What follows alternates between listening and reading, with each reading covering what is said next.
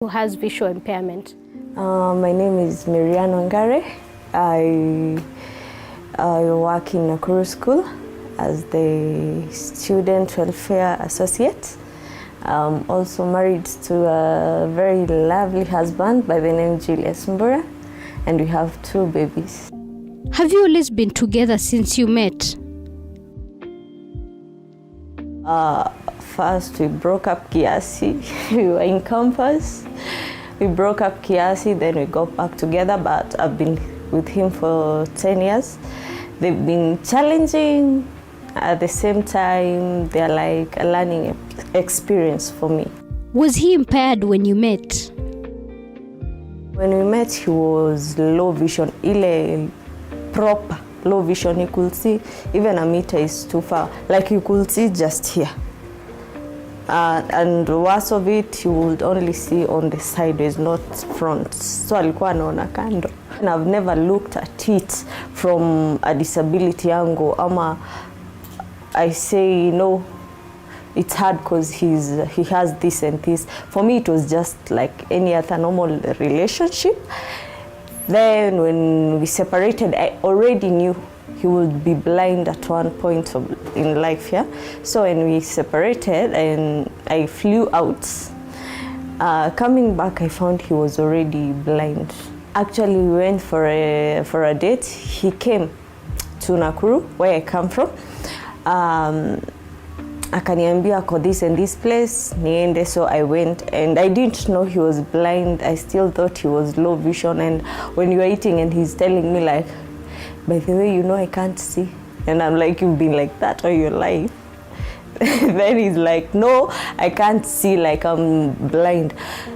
For me, it was like shocking kiasi, but again, I was in for that from the word go. I don't look at him with that angle of disability. I see more than disability in him, yeah? I see him first. I see the person first before I see the disability. And it's, okay, I can't say it's been easy. There are some hardships we encounter, like there are some things in the house he can't do.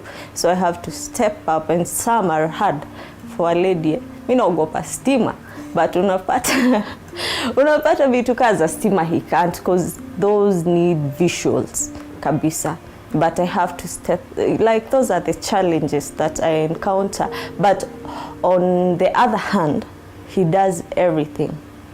He does everything. Like today he can decide that today I'm cooking for my family. He will still cook. What are some of the skills that set him apart?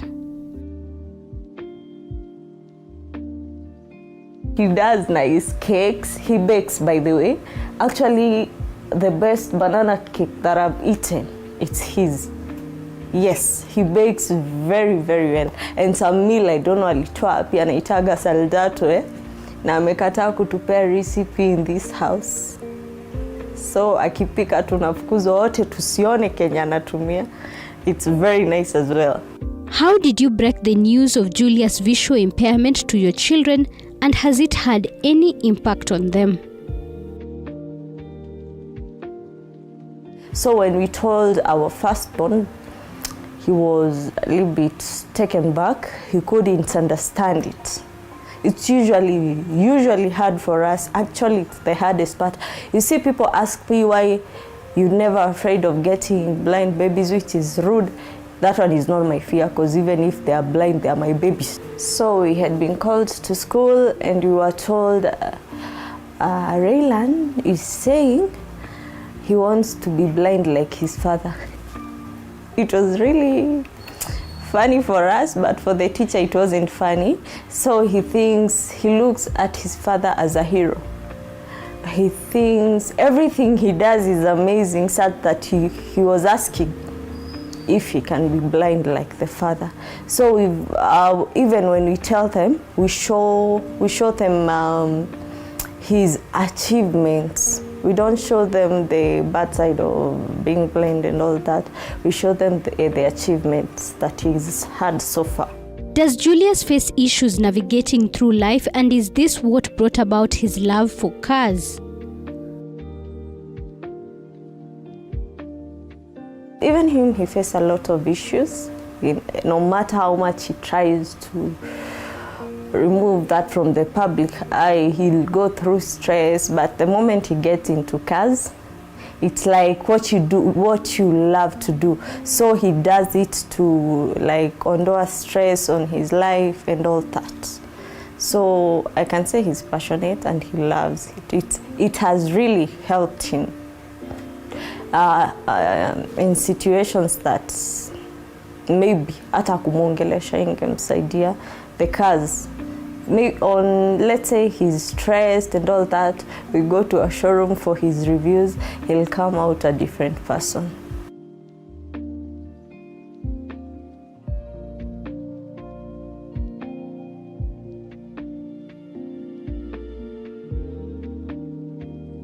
How do you handle working in a different county away from him and the kids? Nakuru is only 2 hours. I boost and come back. I go like thrice a week. Monday, Wednesdays and Fridays. And by jioni, by the time anatokea kazi, ananipata hapa na nishapika. So hakuna venye it comes in our normal day-to-day lives. He can be able to take care of himself, but is there a point that you have to help him through, even if just a little bit?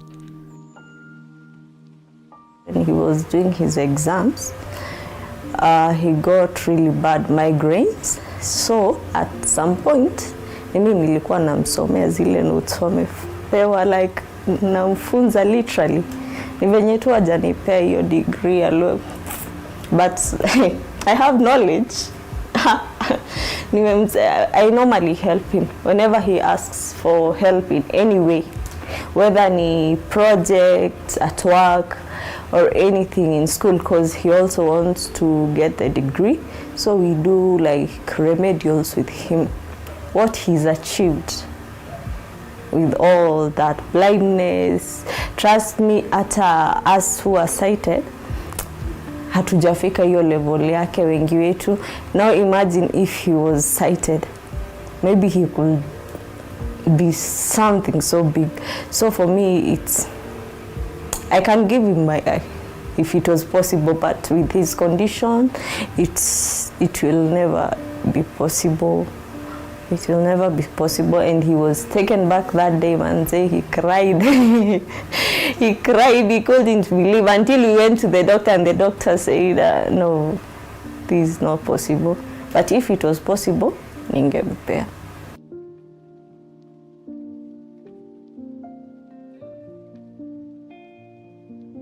What has living with someone who is visually impaired taught you?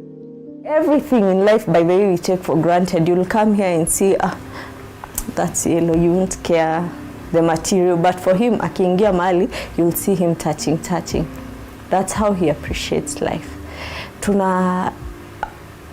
Like moving from here to the bathroom, moving from here to the kitchen, we take it as a kawaida thing. I was born like that. It's not a big deal, yeah? But trust me, having vision, it's a big deal. It's a very big deal, because you see, for him, there are things you'll assume. Hata kuchota maji kwa dispenser, you don't take it like it's a big deal. But for him, lazima asikie imefika wapi ndio isimwagike. But for us, it's just doing and moving. Eh? We take everything. I can't say small things, but we take everything for granted. Let's take a short break. We'll be right back.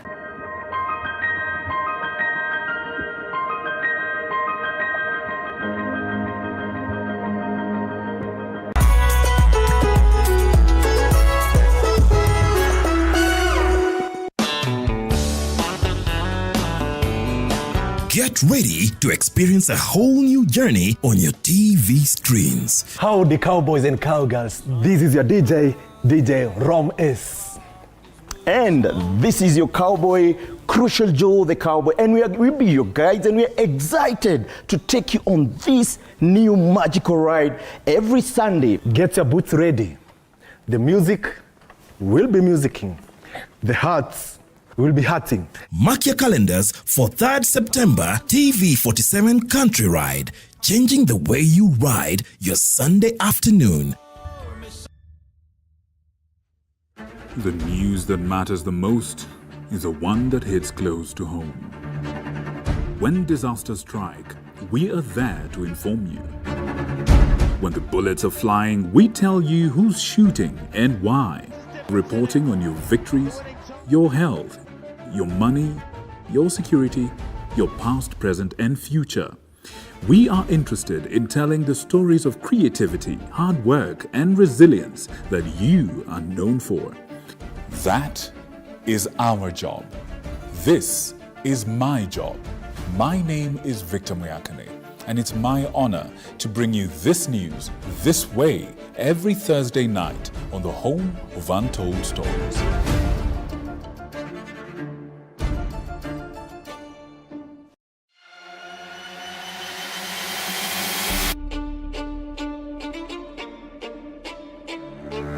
Katika majengo haya, hapa ndipo sheria zinapotungwa na zinapopakuliwa. Nitakuletea viongozi mbalimbali, mirengo mbalimbali, wote kwa pamoja wakipika na kupakua. Tutawapa nafasi kuweza kuangazia changamoto na mafanikio ya ugatuzi katika ukumbi wa siasa kila siku ya Jumanne kuanzia saa 1 kamili na kuendelea.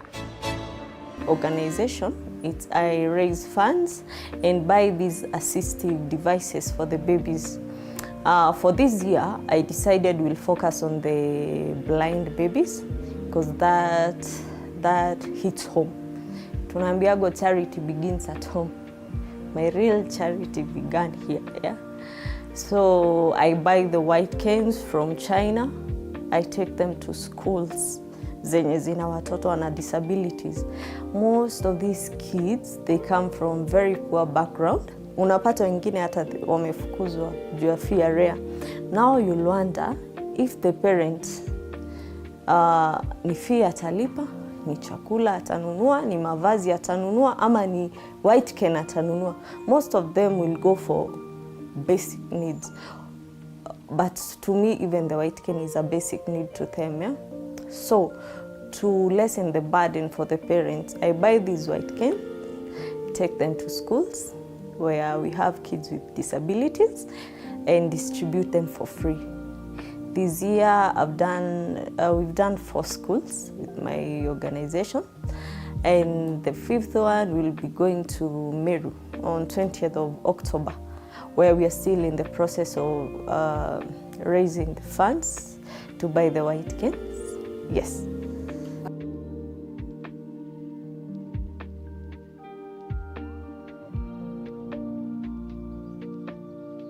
Most of the time, even if I ask you right now, have you ever done charity?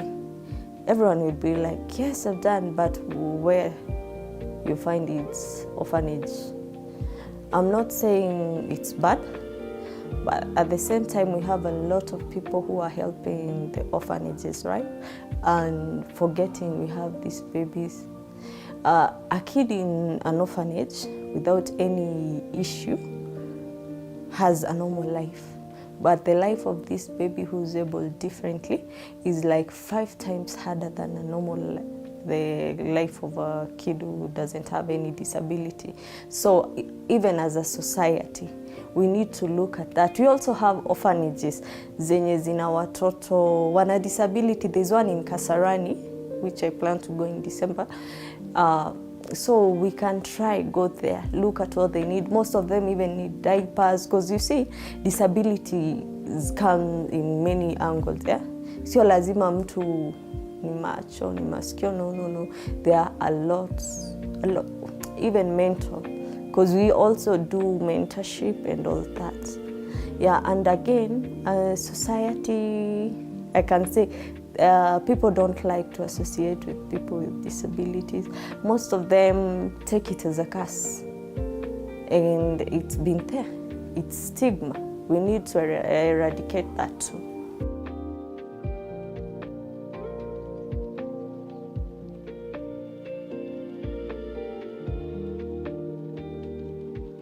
Find the kids, they associate and they can relate with them. if I go, even myself, when you go there, I don't mentor them. I let Kina Julius or any other person who has disability mentor them, because they can relate. You know me, I can be talking from a point of privilege. I don't know how it feels to be blind. I don't know even how to navigate. Hata tukakana Julius for 20 years, I wouldn't know how to navigate their world, but he knows better. He can tell them about that better. So we try to look at that when choosing anyone to mentor them, because these kids can relate. Na wanakuwaga bullies. I guess it has hardened them up, so you can't tell them anything. You can't tell them anything kama wa relate na wewe. They need someone they'll feel safe with. Yeah. It's a very big bridge, which I shouldn't be the one doing it. I shouldn't be the one building the bridge over the gap that is there. We choose leaders who gap that is there. We choose leaders who, I can say, just eat funds. Sorry to say so. The leaders who are there to represent people with disabilities are doing nothing, totally nothing. We call upon them. Some of them, we know them, but they ignore. But if it's something that will give them money, they'll chip in. Hata wengine utawa invite. When you tell them you're paying them, they will come. And they are there to represent people with disabilities. So even the government, in Parliament, they should have a representation, a proper representation of people with disabilities, and more so children. At least adults, kuna wenye tutasema wamejisimamia. And that's why I'm doing kids. I can't buy a white cane for Julius, yet he's working. You know? Yeah. So we need a proper representation. Gava iangalie maneno.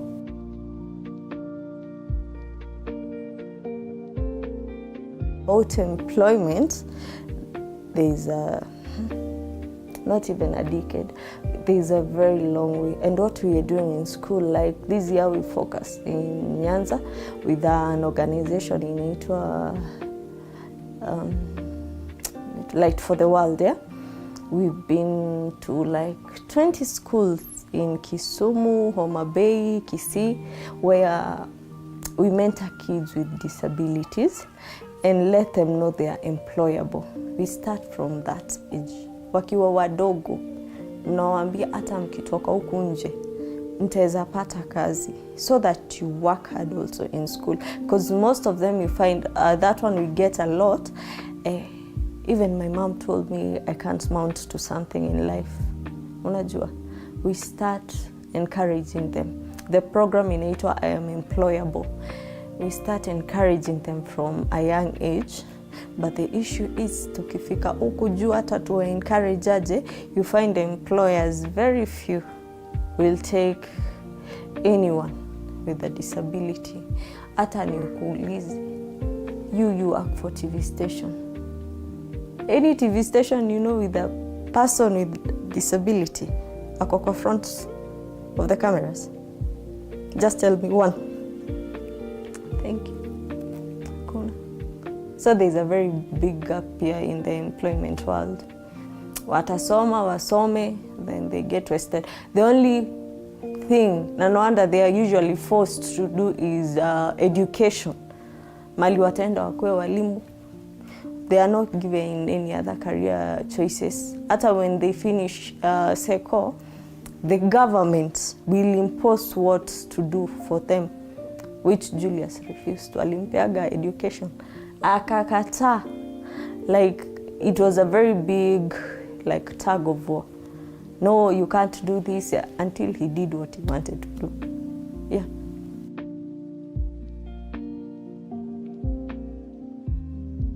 As we say, huwezi kunja mti ikiwa ishakuwa kubwa, si ndio?